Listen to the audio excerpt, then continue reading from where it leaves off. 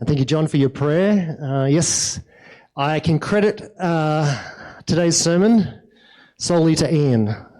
I am simply a delivery system, and I will do my best. But if you have any concerns, be sure to text him, use the Connect portal. Okay, there's a bit of a joke here, right? Everyone's been telling me this morning, make sure you turn the page, make sure you turn the page. So the last time that this happened was church camp last year when we were going to be live streaming what was happening at church camp and streaming it back here into the auditorium. At the last minute, the stream dropped, and so I had to just kind of preach off his notes. And so I quickly printed them out and quickly had a read and delivered this sermon that I felt was a little bit disjointed, but I kind of accepted that, in the moment, only to discover a day later that I'd printed double-sided and I missed half his notes. And so today, look at this, single-side printing. Yeah. And page numbers. Yeah, preach it. Fantastic. So we are actually concluding, this is week 4 of our series, Desert Pain. If you're joining us today or in these last couple of weeks, we don't always talk about pain, but we do need to talk about the realities of pain and often the realities of the pain that we ourselves cause. And the series of 4 messages that we've done throughout this series have been moments of judgment in the desert. So Israel has come out of Egypt, 400 years of captivity in the desert, and God is essentially trying to give them a new identity and restore their humanity. They had been slaves for 400 years, multiple generations, where they had lost their sense of self, they had lost their sense of their relationship with God, they'd lost their sense of relationship with their own land. And so this whole story is about God refining his people. And we see immense moments of blessing, these phenomenal moments of blessing and transformation and renewal, but we also have these quite confronting moments of refinement. And they kind of challenge often our kind of Western sensibilities. We're like, would God really do that? And yet when we sit it within the context where we suddenly go, actually, God knows best, would you believe it? And these people are on a journey in order to represent him. Suddenly right, what the stakes are. It's actually very, very important that God refines his people, not just blesses them, but also refines them. Now, I don't know if you've ever had a situation where you were sure you knew better than somebody else. Ian tells me there was a birthday sometime at his previous church, and he had a grand idea of how this was going to be celebrated. He was the one who was there to organise the birthday party or the birthday kind of celebration event. And he was one of those people who always put a lot of effort in. I don't know if you're one of those people, you're like, I want to make sure this moment really, really shines. And he thought one of the ways to make this moment shine was to put sparklers on the cake. Sparklers on the cake, because pyrotechnics always makes things better, right? Now, with his enthusiasm, I don't know how many sparklers there. I can only suspect around about 60 or 70, given it's not mentioned. But the senior pastor said to him, he's like, I actually don't think this is a good idea, fire in the church, all that kind of jazz. But he went for it. He said, I'll be fine. I'm the smartest person here. I'm sure he said that. And he said, I'm gonna do this anyway. And so he lights this thing up, and it is burning like a torch. And sparks burnt everywhere. They burnt through the tablecloth. They burnt into the carpet, and they destroyed the top of the cake. And for some reason, he got banned from doing anything with fire at church. But the good news, he got extra responsibilities because he was responsible for the fire safety briefing the following year, which included, of course, a fire extinguisher. Sometimes we're convinced that we know better than those people who are around us, or maybe we're just enthusiastic, and sometimes we don't listen as well as we should. I talked a little bit before today, Kids Church Primary, surround yourself with wise people, right? This is really important. But God is going to use these moments of maybe a little bit of complacency, a little bit of it'll be right. And he's going to use these moments to teach the people a significant lesson about where they sit in relation to a holy God. We've said this before, that this journey out of Egypt isn't just to actually physically move people from Egypt. It was actually about getting Egypt out of the people. And by Egypt, what I meant was all that Egypt at the time represented, right? It represented empire. It represented oppression. It represented idolatry, right? And so there was a sense in which there are multiple generations, 400 years, right, where people had been exposed to the essence of Egypt. And so, yes, they were out of Egypt physically, and yet at the same time, they were carrying a whole bunch of Egypt with them. Ways of thinking, ways of engaging with God or the gods, ways that they were treating each other. And so we've talked a few of these. First, in the first week, we talked about the graves of craving. Teaching them to learn that God provides enough, that daily bread is the best, rather than this craving for more. Megan, a couple of weeks ago, spoke about the golden calf, learning about the effect that sin actually has on God. It actually makes God angry when we sin. It hurts him, right? And yet God is faithful even when we are unfaithful. And then last week I spoke about this really bizarre story, snake on a pole, where the people had rebelled and then they got bitten by these snakes, and God invited them to look up at this bronze snake on a pole, which feels so idolatrous. It feels like the exact opposite of what God would ask someone to do. And yet what he wanted people to do was look at the very thing that had poisoned them. He's saying, I need you to look at your sin. Because if you don't look at your sin, if you don't look at that which hurt you, you're bound to repeat it. Okay? And so God is teaching people, he's like, this sin thing, and we don't talk heaps about sin, but we're doing a whole series on it in the end. It's it's actually a big deal. God doesn't want this for us. He doesn't want it for him. It does not belong. And so for a people who were coming out of Egypt, he needed to shape them to know how to respond to this kind of sin. And today, we're going to be looking at a passage which is, again, quite confronting, but a profound lesson in the seriousness of sin when it comes to a holy God. It's about refining the pendulum swing that comes with the opportunity for freedom, right? I've gone from being a slave to being free. And with that comes this kind of pendulum swing of opportunity. How do I handle this level of freedom? So let's have a look at the passage. We're going to read the whole passage by the looks of it, and then we're going to go through it a bit by bit. So it says here in Leviticus chapter 10, I'm sure it was your morning Bible reading, Leviticus, verse 1, Aaron's son. So this Aaron, this is the priest of the nation, essentially, along with Moses. Aaron's sons, Nadab and Abihu, took their censers, which are like sticks, put fire in them and added incense. And they offered unauthorized fire before the Lord, contrary to his command. So fire came out from the presence of the Lord and consumed them, and they died before the Lord.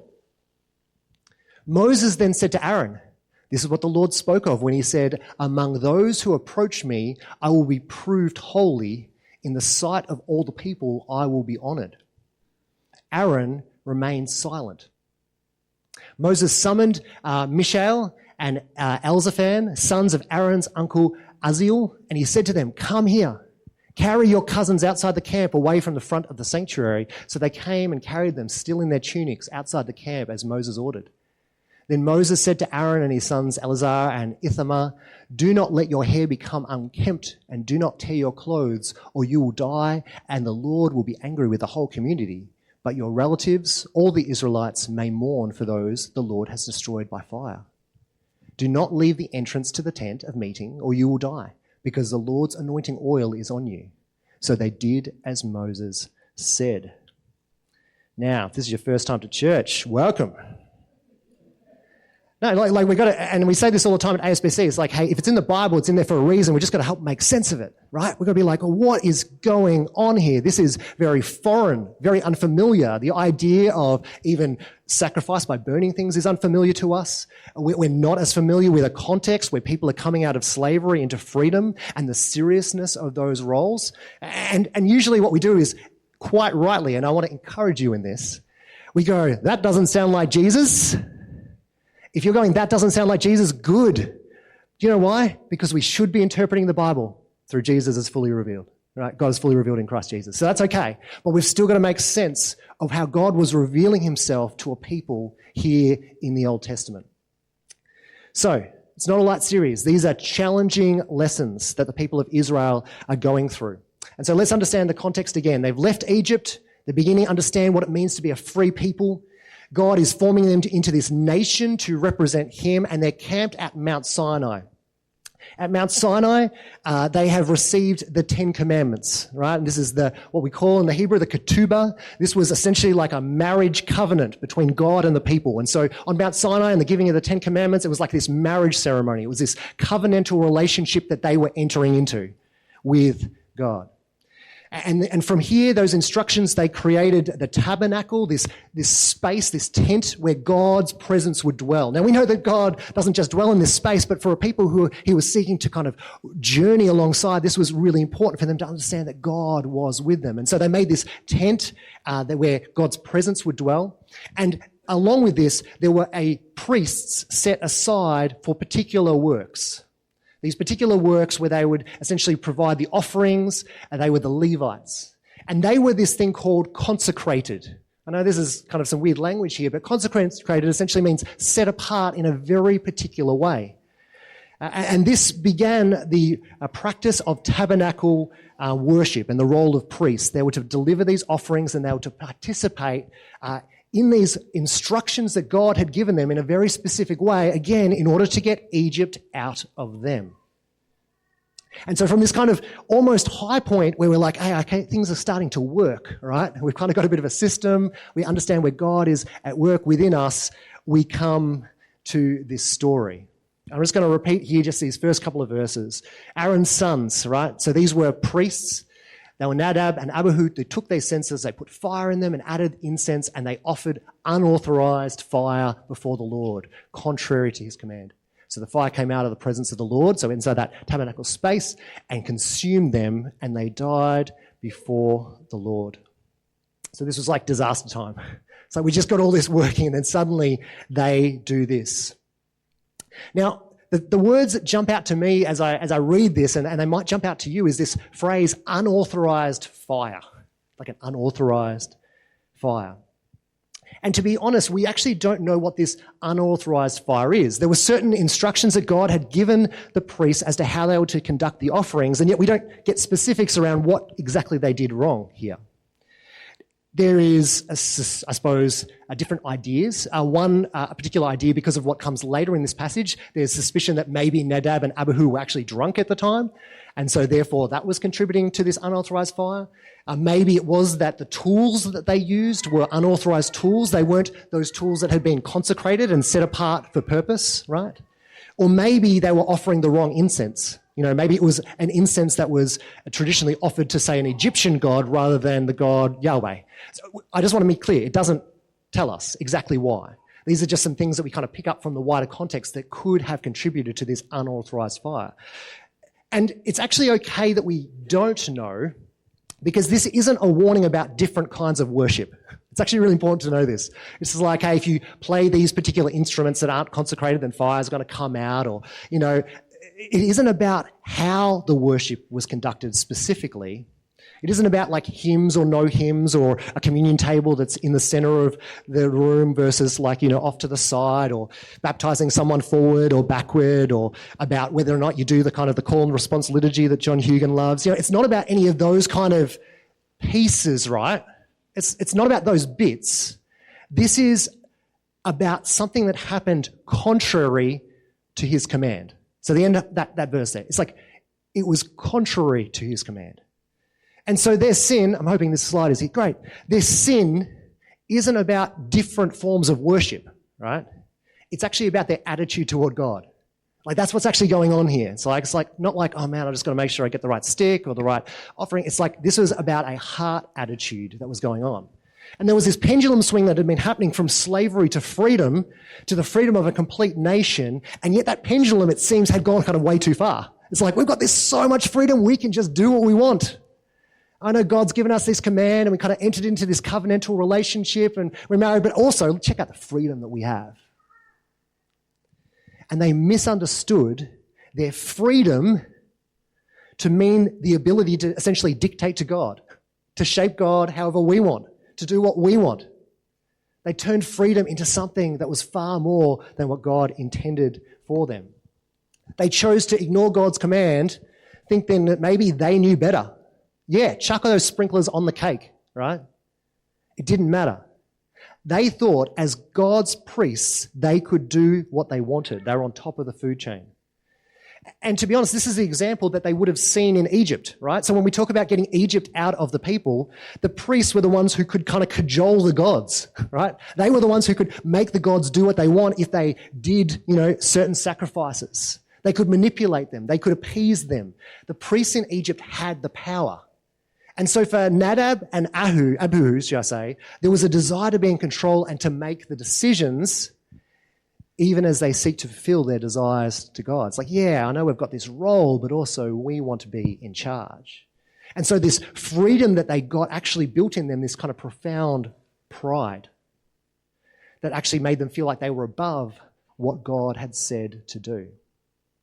And this is a challenge to us because so often we can carry this same kind of attitude in terms of our relationship with God. We hear that little still small voice of the Spirit saying, you shouldn't do that, you shouldn't do that, you shouldn't do that. And yet at the same time, we're like, well, I think I know better, God. I think I know better. Or maybe we want control. And God's saying, hey, sacrifice in this area. And you're like, I just don't think I need to, really. Do I really need to? It's the attitude that says, I will come to God, but on my terms, in my way. Yeah, I'll come to God. Just let him fit into my schedule somewhere. Yeah, I'll come to God, but only if he allows me to do this, this, this, and this. Maybe we don't think about it in terms like that. Maybe we reduce the greatness of God to something smaller. It's like, well, God doesn't really follow through anyway, so does it really matter?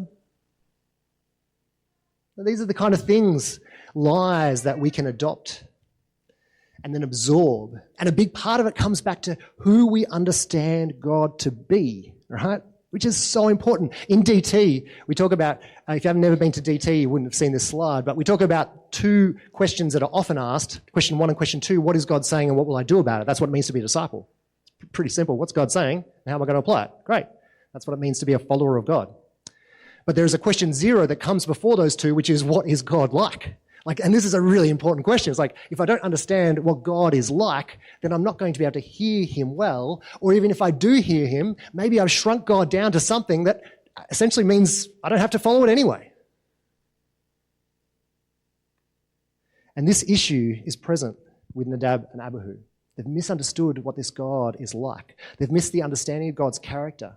And in their minds are still acting like he is the same as the gods of Egypt. And the reason this matters is in verse 3. It says, then Moses said to Aaron, this is what the Lord meant when he said, I will display my holiness through those who come near me. So those who come near me, the priesthood, yeah? I will display my glory before all the people. And Aaron was silent. I love that line. Ian didn't point it out here yet, but I love that. And Aaron was silent. There's something about understanding the weight and the significance of that revelation of going, this is, sons, this is a big deal. This is a big, painful lesson. So God's response, or through Moses, to Aaron reveals two truths about who God is that Nadab and Abihu had forgotten, and truths that are incredibly important about the role of God and our role in the world. And so I want to just highlight those two truths. And the first truth here is God is holy. We talked about and we sung about holiness, and John spoke about that earlier in this service. God is declared holy, Kadash or Kadosh, set apart. And we don't usually use the term holy so much except in religious settings nowadays. But in terms of God, when we speak of him being holy, it's an acknowledgement that he is not like us, right? He is greater and bigger and more powerful than we are. And so there's this fundamental difference between us and him. He is the creator and we are the created, right? It's actually really important that we understand that distinction, because when we don't understand that distinction, that's when we start stepping up and doing offerings however we want and not giving God the credit that he deserves. And it's important that we understand that God is holy, because sometimes in church today, in our kind of Jesus understanding, we can emphasize God showing us grace, which is good, by the way, right? God desiring a relationship with us, as he does, and as we should understand it. God's forgiveness for us, as we should understand that. That Jesus understands our pain and our grief and our struggles as he comes alongside us. Again, these are important things that we really do need to understand. However, sometimes we also miss this truth, that God is holy, that God is different, and that God is over and above who we are. He's not like a peer. He's not buddy Jesus. He's not a magic solution to our problem. He's not someone we can kind of coerce into getting what we want. He is our King and He is our Lord. And He is holy, mighty, and powerful. And the people needed to know this. Because if they were going to understand the nature of the covenant that they had just entered into, if they didn't understand right, who the bridegroom was, they were going to get into so much trouble. We ought not to forget God's holiness, especially if we're just too busy focusing on His other qualities. It's a challenge. And it doesn't mean His love for us is any less. It means we need to hold these truths around His grace and forgiveness and His holiness and mighty and power in tension. Being holy, power, sovereign, but He's also loving, kind, and interested in us. We need both. We need both. And so truth number one in this lesson was God is holy. Let's not forget it. Truth number two, God's priests reflect Him, not define Him. And again, this was the other truth that Aaron's sons had forgotten. Their position as priests doesn't mean that they are at the top of the food chain. As priests, they were chosen to come near to God and to reflect His holiness. That very thing that they just talked about, like they are there to reflect His holiness and His glory to the wider Israelite community. And this is why, prior to this story, they'd actually spent 7 days being consecrated and set apart for the task. They knew what they were stepping into, right? They knew they had a role. This wasn't like, hey, can you just do this? Like, this was a big deal to be the Levites. And then this is also why Aaron and his other sons were told by Moses that they couldn't leave the tent of meeting to mourn. I don't know if you noticed that. It says here, Moses said to Aaron and his other sons, do not let your hair become unkempt. It's saying don't start the mourning period, right? Do not tear your clothes, again, that symbol of like mourning and pain. Or you will die and the Lord will be angry with the whole community. But your relatives, all the Israelites, may mourn for those the Lord has destroyed by fire. It's like, hey, everyone else can mourn, but you guys, you've got a job to do. Feels a bit harsh. But again, this is God absolutely making clear that the responsibility that they had really mattered. They were there to reflect Him. If they were to disobey, it was going to affect the whole community. This is what it meant for them to be a priest. Being chosen for this role meant that they were set apart. God had called them to come close to Him. And so they were literally at the tent of meeting where the Ark of the Covenant was kept in the Holy of Holies, the place where no one else was able to step, where only Aaron could enter on the Day of Atonement when incense would cover the Ark. And yet, at the same time, they are called by God to be close to Him, in this case physically, and in doing so, they are reflecting His holiness and His majesty to the people around Him. Again, whenever you hear that word priest, you just need to understand that the word priest means I represent God. That's what a priest does. They represent God. In this case, to the people of Israel, who in turn would represent God to the nations around them. But Nadab and Abihu missed this truth. Again, they saw their role as a position of power. They got the prestige of being close to God and for people to look up to them. And then they thought they were allowed to dictate what it meant to worship God, even when it meant ignoring His commands. They considered themselves the ones in charge, not God. And this is an important lesson for them, but this is obviously also an incredibly important lesson for us. Right? Because we have been invited, sorry, I'm going off your notes, maybe you're going to say it later. We have been invited, to come close. We have been invited to represent our God. Like we are priests, even if you feel uncomfortable with that term, that's what it means. We are His representatives. And just as He has called us to come close, then we represent Him to our town and to our friends and to our family and to our world, right? And so we can't take on that mantle and assume, oh, well, now that I've got that mantle, I can just do whatever I want. We are not in charge. It says here in 1 Peter 2, as you come to Him, this is actually describing Peter speaking to church people. As you come to Him, the living stone, rejected by humans but chosen by God and precious to Him,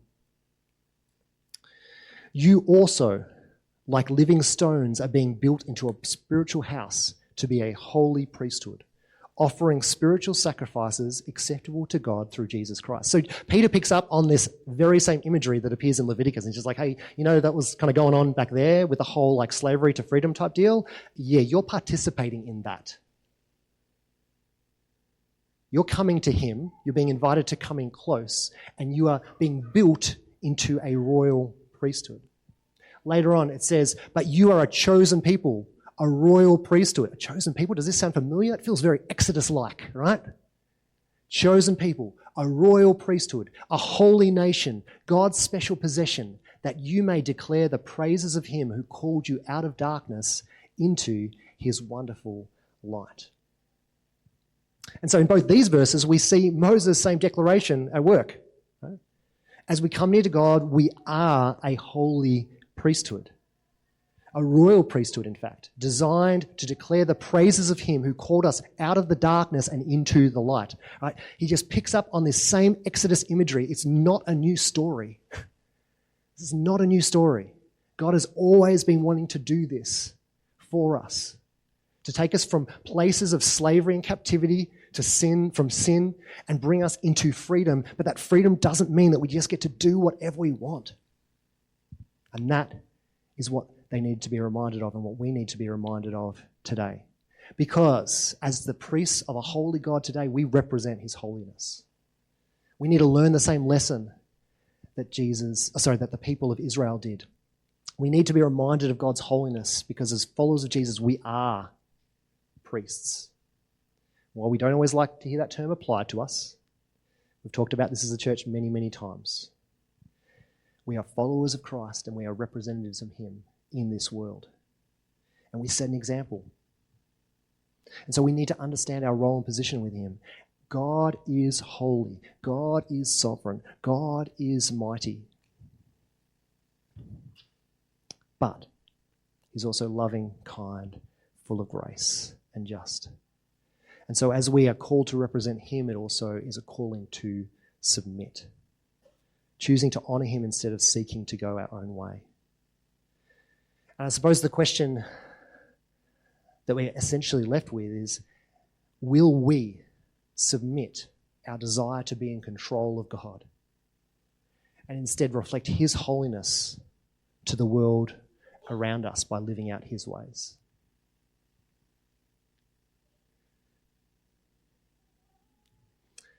I think the real danger for us isn't irreverence in worship services.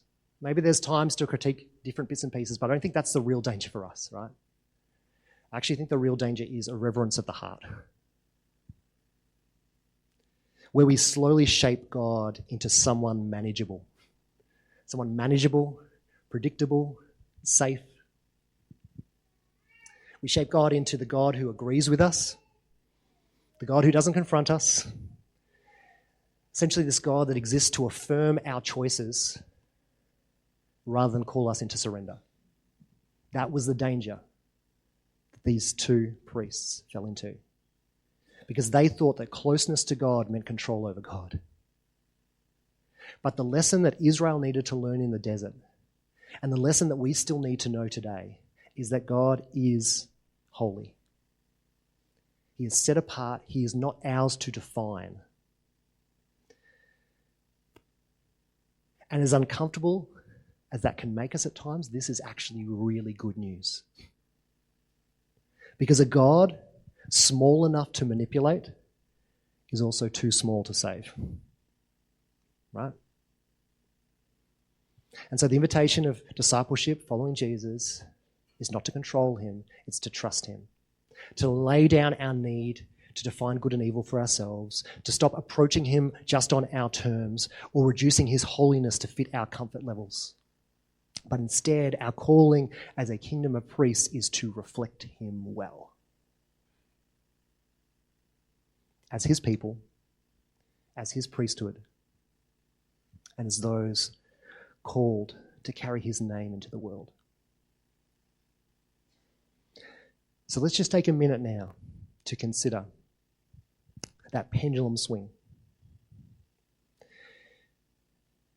in terms of my relationship with God, are there situations right now where I think putting a bunch of sparklers on the cake is better than maybe submitting to his wisdom?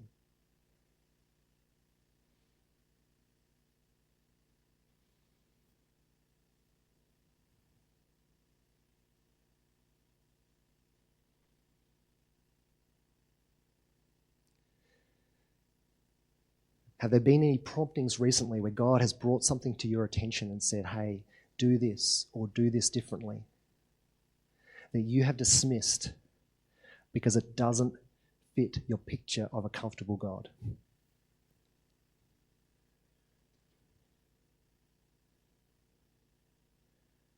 Just feel the heat of that for a moment.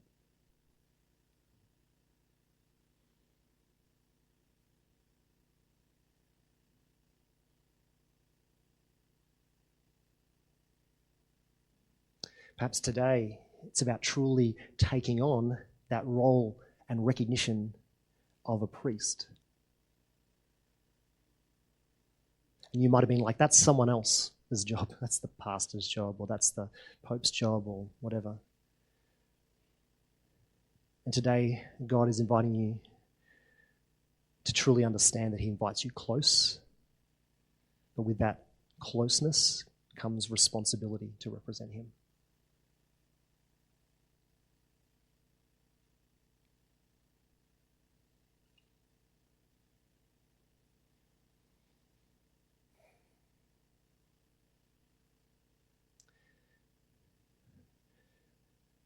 Let me pray. Jesus, you are good and you are God. And that isn't changing. But you're also a God who is holy.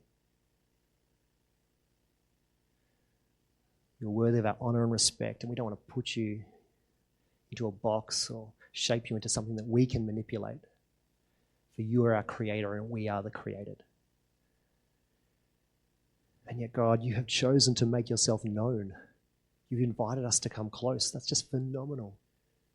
I just think about that video earlier and Mr. A, and just talking about the fact that in their context and culture, God is not a God of closeness, but the gods are far away. And God, yet you have invited us to not only be close, but to represent you. Man, what a risk you took and you take.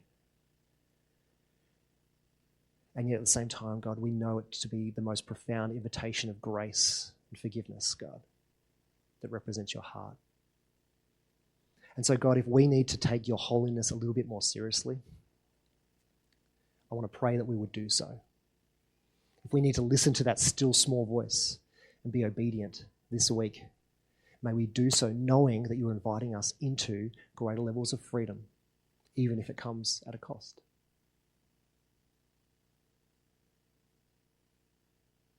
For whatever it is that you have reminded us of today, may we be obedient. We want to know what you're like. We want to know what you're saying. And we commit to doing something about it. Amen.